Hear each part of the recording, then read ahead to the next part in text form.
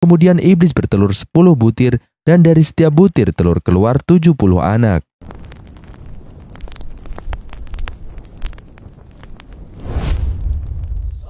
Assalamualaikum warahmatullahi wabarakatuh. Allah berfirman, "Ingatlah ketika kami berkata kepada malaikat, sujudlah kalian kepada Adam, maka mereka bersujud kecuali iblis. Ia enggan dan takabur. Ia termasuk golongan orang-orang yang ingkar." Surat Al-Baqarah ayat 34. Kata Imam Al-Baghawi, berbeda pendapat perihal iblis. Ibnu Abbas dan kebanyakan ahli tafsir mengatakan iblis termasuk ke dalam jenis malaikat. Sementara Hasan Al-Basri mengatakan ia termasuk bangsa jin, bukan bangsa malaikat sebagaimana kandungan surat Al-Kahfi ayat 50. Iblis merupakan asal muasal bangsa jin sebagaimana Adam yang menjadi asal muasal bangsa manusia. Ia diciptakan dari api, sedangkan malaikat diciptakan dari cahaya. Kalau iblis berketurunan, bangsa malaikat tidak memiliki keturunan.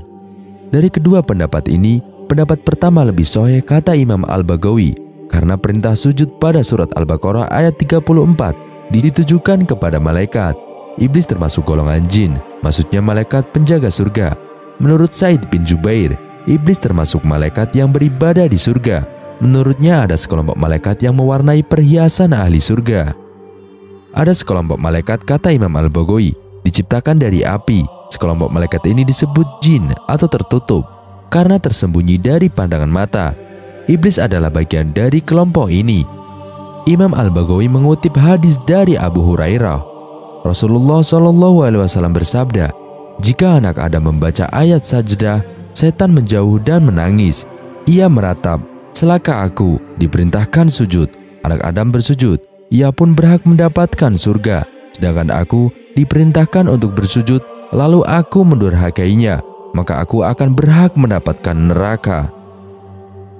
Al-Badawi dalam karya tafsirnya Kitab Anwarut Tanzil wa Asrarut Ta'wil mengatakan, ketika Adam mengabarkan nama-nama benda kepada malaikat dan Allah memberitahu mereka hal tidak mereka ketahui, Allah memerintahkan mereka sujud kepada Adam sebagai bentuk pengakuan atas kelebihan Adam, pelaksanaan atas kewajiban, dan bentuk permohonan maaf atas ucapan mereka perihal Adam. Surat Al-Baqarah ayat 34, kata Imam Al-Badawi, menunjukkan bahwa Adam alaihissalam meski hanya dari satu sisi lebih utama dari malaikat yang diperintahkan untuk bersujud kepadanya. Surat Al-Baqarah ayat 34 menunjukkan buruknya perbuatan takabur. Takabur dapat mengantarkan seseorang pada kekufuran. Surat Al-Baqarah ayat 34, kata Imam Al-Badawi, menganjurkan kita untuk mematuhi perintah Allah dan tidak tenggelam dalam pencarian hikmah di balik perintah tersebut. Sejak awal penciptaan manusia, Tuhan sudah memperingati agar berhati-hati terhadap tipu daya iblis. Bahkan dalam Al-Quran surat Yasin ayat 60 dengan jelas disebutkan bahwa iblis adalah musuh yang nyata bagi manusia. Iblis selalu hadir dalam keseharian kita untuk terus menggoda manusia terhadap kesesatan. Ada banyak sekali keturunan jin iblis yang mempunyai tugas dan fungsi berbeda dalam menggoda manusia menuju kesesatan. Berikut ini nama-nama iblis yang paling terkenal dalam Islam beserta tugasnya. 9 nama iblis dalam Islam. Wasnan. Nama iblis satu ini memiliki tugas untuk meniupkan tepung ke mata manusia. Gunanya adalah untuk membuat manusia mudah mengantuk, terutama dalam kegiatan ibadah. Intinya, pekerjaan utama iblis Wasnan adalah membuat manusia tidak fokus ketika mendengar nasihat kebaikan. Wasnan akan mengganggu manusia saat wudhu, mandi, dan aktivitas bersuci lainnya. Saud. Cucu iblis ini dianggap sebagai sosok yang sukses dalam tugasnya. Pekerjaan utamanya berfokus pada modifikasi pemberitaan dengan dusta. Nah, banyaknya berita bohong, palsu, dan hoak yang tersebar adalah contoh kesuksesan tugas Saud. Dasim. Punya kerabat atau tetangga yang sering ribut dalam rumah tangganya? Hati-hati, itu adalah perbuatan iblis dasim. Zalanbur. Zalanbur rupanya sosok yang cukup tenar dibanding nama-nama iblis lainnya. Iblis ini selalu berada di sekitar pasar. Tugas utamanya menghasut manusia untuk berbuat curang dalam berniaga dan melakukan tipu daya terhadap konsumen. Syabru. Iblis syabru mengajak manusia untuk berlebihan dalam menyikapi cobaan atau bencana yang dihadapi, baik itu dengan cara mengamuk, histeris, ataupun cara lainnya. Kanzab. Kanzab menjadi satu dari sekian nama-nama iblis yang perlu kamu ketahui. Iblis ini juga punya tugas khusus yang berkaitan dengan ibadah. Kanzab secara khusus bertugas untuk mengganggu manusia dalam menjalankan sholat. Ia akan membuat manusia malas sholat, lalai, tak khusyuk, dan gangguan sholat lainnya. Tibir. Kalau ada manusia yang mudah marah dan emosi, itu adalah salah satu keberhasilan kerja tibir. Tugas utamanya menggoda manusia agar terus menyalurkan emosi negatif dan meledak-ledak. Jadi ketika kamu marah, bisa jadi kamu sedang dikendalikan oleh iblis tibir. A'war. Bagi iblis bernama A'war, keberhasilan utamanya adalah ketika melihat manusia terlibat dalam tindakan asusila. Ia secara khusus bertugas di bagian kemaluan pria dan wanita agar mereka asik dalam perzinaan. Bukan hanya manusia yang berkembang biak, iblis pun sama. Allah Subhanahu wa Ta'ala telah menggambarkan kepada kita bahwa iblis memiliki keturunan. Patutlah kamu mengambil dia dan keturunannya sebagai pemimpin selain daripada aku, sedang mereka adalah musuhmu. Quran Surat Al-Kahfi ayat 50. Terkait perkembangan iblis, ternyata mereka butuh asupan makanan dan minuman. Perihal ini sesuai perkataan Al-Ahzab. Beliau berkata, mereka makan dan minum, sedangkan malaikat tidak berkembang biak, tidak makan dan tidak minum. Hal ini membuktikan bahwa iblis merupakan golongan jin, bukan golongan malaikat, dan mereka makan dan minum. Dijelaskan di kitab Sab'ah Al-Kutub Al-Mufidah. Jin mereka makan, minum, menikah, dan melahirkan. Menurut dalam kitab Sab'ah Al-Kutub Al-Mufidah, susunan As-Sayyid Ahmad bin Alawi As-Segaf. Adapun iblis, sesungguhnya Allah menciptakan zakar atau kemaluan jantan pada paha kanannya dan farji atau kemaluan betina pada paha kirinya. Iblis pun mengawinkan kedua pahanya, maka keluarlah setiap hari 10 telur. Setiap telur menetas keluarlah 70 setan laki dan perempuan.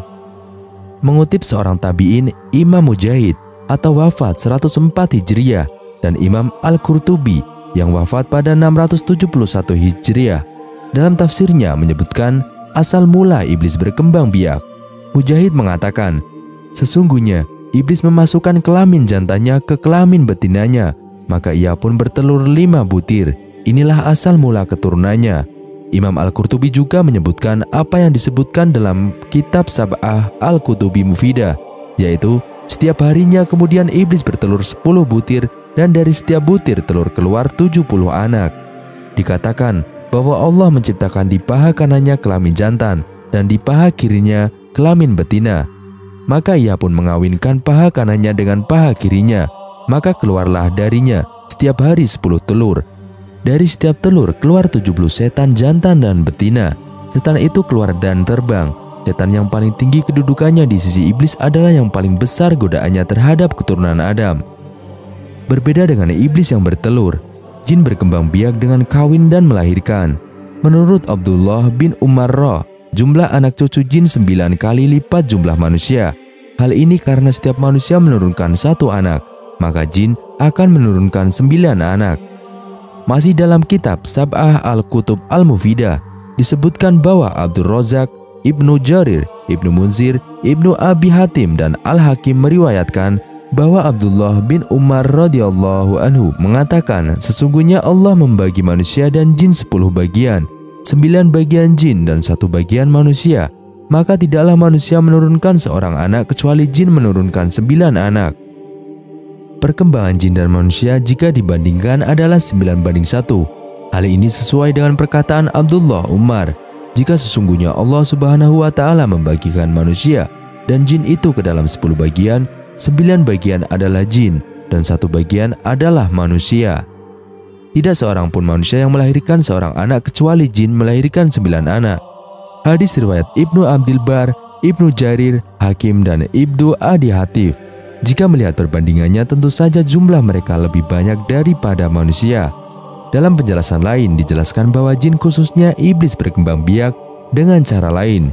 Iblis menghasilkan keturunannya dengan cara bertelur. Hal ini sesuai perkataan Ibnu Abbas. Ketika diturunkan ke bumi, ia menikah dengan dirinya sendiri dan membuahkan 4 telur yang terpisah di setiap sudut bumi diberi 1 telur. Jadi semua setan yang ada di penjuru bumi adalah telur-telur tersebut. Penjelasan terperinci iblis bertelur terdapat dalam kitab tafsir Al-Qurtubi. Sesungguhnya, iblis memasukkan farjinya ke fajri dirinya sendiri dan mengeluarkan 5 telur. Ini adalah asal keturunan iblis. Dikatakan bahwa sesungguhnya Allah Subhanahu wa Ta'ala menciptakan zakar pada paha kanannya iblis dan farji pada paha kirinya. Dan iblis menikahkan pada kanan dengan paha kiri, maka keluarlah setiap hari 10 telur, dan hari setiap telur keluar 70 setan lelaki dan setan perempuan. Di manakah iblis dan keturunannya berada? Untuk menampung keturunannya, iblis memilih lautan sebagai lokasi untuk istananya. Mereka memilih lautan sebagai istana karena lautan adalah daerah yang sangat luas. Pembuktian laut sebagai istana iblis terdapat dalam kitab Al-Bidayah wan Nihayah karya Ibnu Tafsir. Beliau menjelaskan bahwa iblis mempunyai banyak tentara dan memilih lautan sebagai istana. Singgasana iblis ada di lautan setelah Nabi Shallallahu Alaihi Wasallam abadikan dalam hadisnya. Rasulullah Shallallahu Alaihi Wasallam bersabda, "Apa yang kamu lihat? Saya melihat singgasana di atas lautan yang dikelilingi oleh beberapa ular." Jawab Ibnu Sayyah, "Ia telah melihat singgasana iblis." Sabda Rasulullah Shallallahu Alaihi Wasallam. Hadis riwayat Ahmad. Dan itulah tadi kisah perkembangbiakan iblis. Terima kasih sudah menonton kisah kali ini. Semoga bermanfaat untuk kalian semua. Wassalamualaikum warahmatullahi wabarakatuh.